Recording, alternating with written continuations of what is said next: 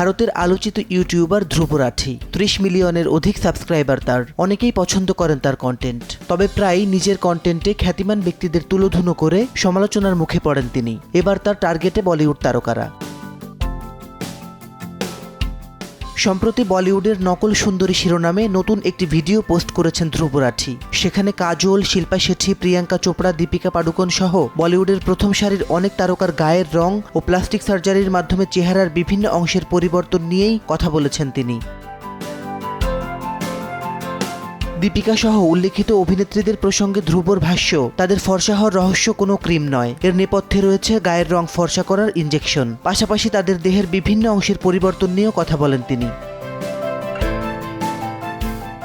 ধ্রুব স্পষ্ট জানিয়েছেন, বলিউডের 90% অভিনয়শিল্পী কসমেটিক সার্জারির আশ্রয় নিয়েছেন। নায়িকাদের পাশাপাশি সেই তালিকায় রয়েছেন প্রথম সারির নায়করাও, তবে তা প্রকাশ্যে স্বীকার করার সংখ্যা খুবই কম। ভিডিওটি প্রকাশের পরে ধ্রুবর দিকে ধেয়ে আসে নেটিজেনদের কটাক্ষ। এদিকে কিছুদিন আগেই রণবীর সিং এর নতুন সিনেমা ধুরন্ধর নিয়েও নিন্দা করেছিলেন ধ্রুব রাঠি। 5 দিন আগেই সিনেমাটি নিয়ে প্রায় 30 মিনিটের দীর্ঘ ভিডিও প্রকাশ করেন তিনি। এবার অন্যান্য তারকাদের সমালোচনা করতেই পাল্টা জবাব দিয়েছেন তাদের ভক্তরা। মাসিদ রনো, সময় সংবাদ।